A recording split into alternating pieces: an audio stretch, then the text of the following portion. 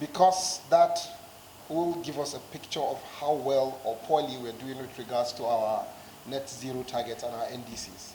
So we've been engaging with the NRGI, and we will continue doing that for the betterment of our country, and to ensure that we sustainably extract and going into the future balance out extraction and renewables to ensure that at the end of the day our economy keeps afloat, our people remain healthy, and there's enough access to energy and energy resources that is required for development.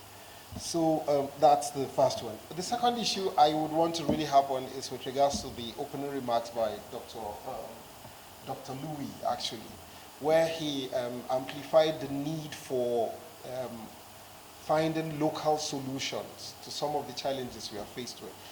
That is very, very key. And for me, why that is very important is when you look at the commitment, the Baku financial commitment, where a $300 billion commitment was made by the global, the countries that pollute the most, if you'd allow me, excuse my language, but the global north, actually.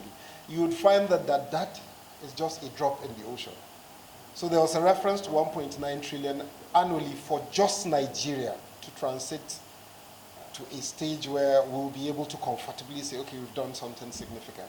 Just Nigeria between now and 2035. But look at the commitment we are getting from the global north, 300 billion, though with the option for scaling up in the near future to 1.3 billion. But 300 billion is a drop in the ocean.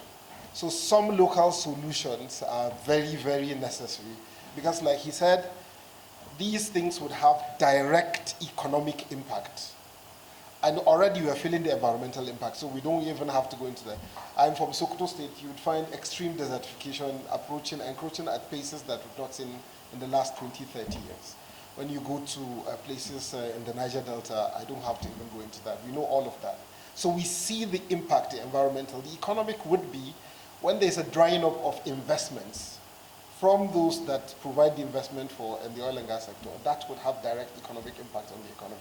So finding local solutions and finding them quickly and finding them in such a way that they will be sustainable is something we would need to be looking at, and having these discussions around how to balance out the drive towards adopting or incorporating renewable and balancing out investment or increased production from the oil and gas sector.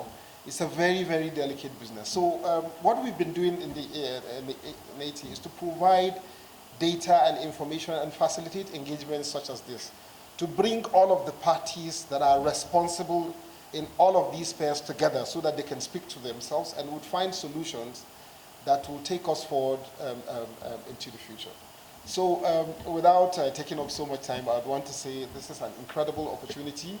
We are open and have been, and we have put out a lot of data about the extractive sector that is available for use across platforms. And we think that having these kind of engagements and synergies going forward is very, very essential. Thank you very much for your time. We need to continue engaging into the future. Thank you, I'm sorry.